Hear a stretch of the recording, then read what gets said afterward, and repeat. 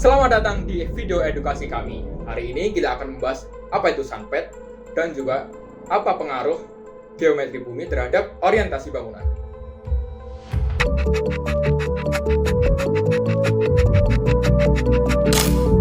Pembahasan pertama yaitu apa itu sunpad. Sunpad atau lintasan matahari adalah jalur atau pola pergerakan matahari langit yang bisa kita amati dari suatu titik tertentu di bumi selama 1 hari atau 1 tahun. Bayangkan seperti jejak yang ditinggalkan matahari saat bergerak dari terbit dari timur dan terbenam di barat. Sunpad biasanya didapatkan sebagai lengkungan di langit yang akan berubah tergantung dengan waktu dan lokasi. Setiap lokasi di bumi memiliki lintasan matahari yang berbeda-beda sepanjang tahun, terutama karena perubahan musim. Misalnya, di daerah dengan 4 musim, lintasan matahari panas akan lebih tinggi dibandingkan dengan musim. Mengapa sunpad itu penting? Karena memahami lintasan matahari bisa membantu dalam perancangan bangunan dan tata letak ruangan agar memanfaatkan sinar matahari dengan optimal. Biasanya, arsitek dan perancangan lanskap menggunakan sunpad untuk merancang pencahayaan alami yang nyaman dan hemat energi dalam ruangan.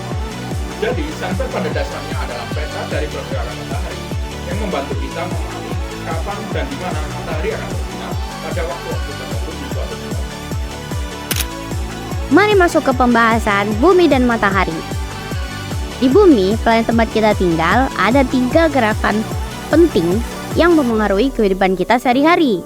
3 gerakan penting tersebut adalah 1. Kemiringan bumi, 2. Rotasi bumi, dan 3. Revolusi bumi. Yuk kita bahas satu persatu dan apa aja efek-efeknya. Piu. Nah, yang pertama ada kemiringan bumi, yaitu sudut antara rotasi bumi dan garis tegak lurus terhadap bidang orbitnya, yaitu sekitar 23,5 derajat. Kemiringan bumi ini berpengaruh besar banget loh terhadap iklim dan musim di seluruh belahan dunia. Nah, efeknya ada perubahan musim.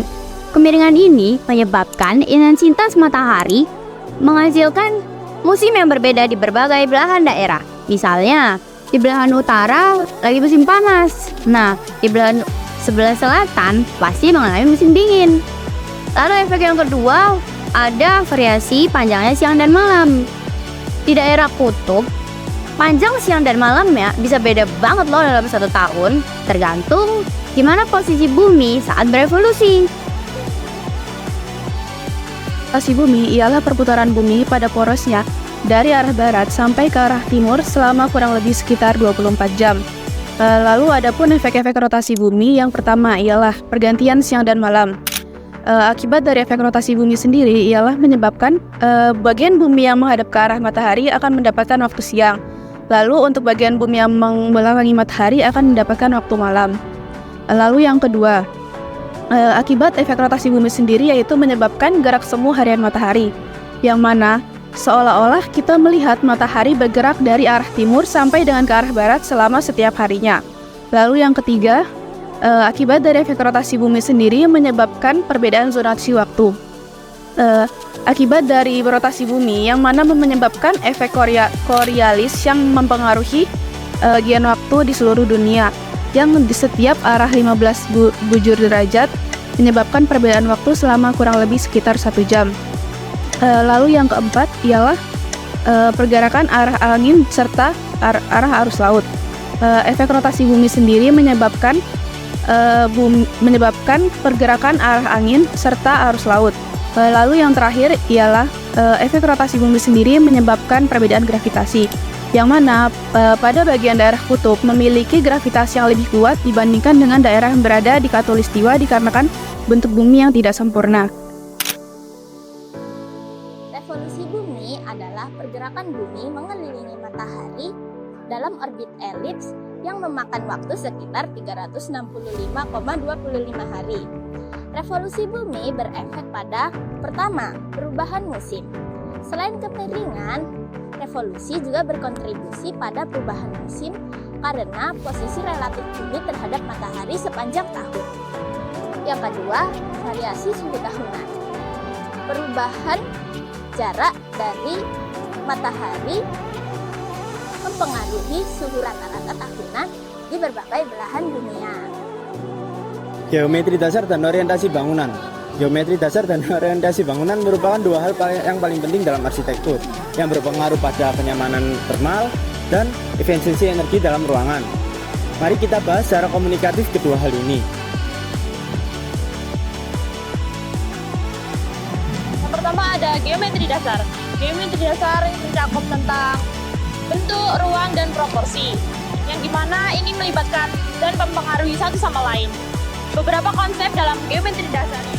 Yang pertama yaitu ruang, yaitu memahami tentang bagaimana ruang bisa dibagi dan dibentuk, termasuk ruang terbuka dan tertutup. Yang kedua ada bentuk. Bentuk bangunan dapat mempengaruhi aliran udara, pencahaya alami, dan bahkan estetika.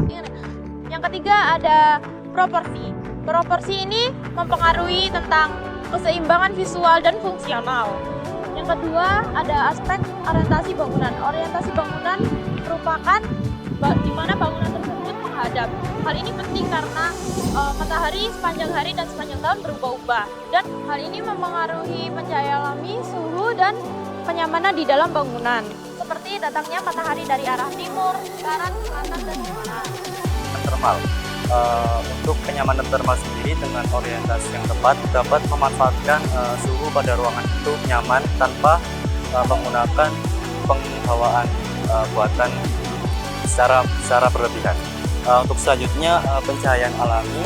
Untuk pencahayaan alami dengan orientasi yang tepat dapat memanfaatkan pencahayaan alami dengan maksimal dan juga dapat mengurangi kebutuhan akan lampu listrik secara berlebihan. Untuk selanjutnya sendiri penghawaan alami ya. Untuk penghawaan alami sendiri dengan desain bangunan yang sesuai dengan arah angin dapat memaksimalkan penghawaan alami dan juga dapat membuat ruangan tersebut itu dingin secara alami. Untuk daerah tropis seperti di Indonesia ini, orientasi bangunan yang ideal itu adalah memanjang dari arah timur ke barat dan juga bukaannya itu menghadap ke utara dan juga selatan. Hal ini itu dapat meminimalkan paparan cahaya matahari langsung yang berlebihan, namun tetap mendapatkan pencahayaan yang cukup dan ventilasi. Mengintegrasikan geometri dasar dan orientasi bangunan terhadap matahari sangatlah penting untuk menciptakan ruangan yang nyaman dan efisiensi secara energi.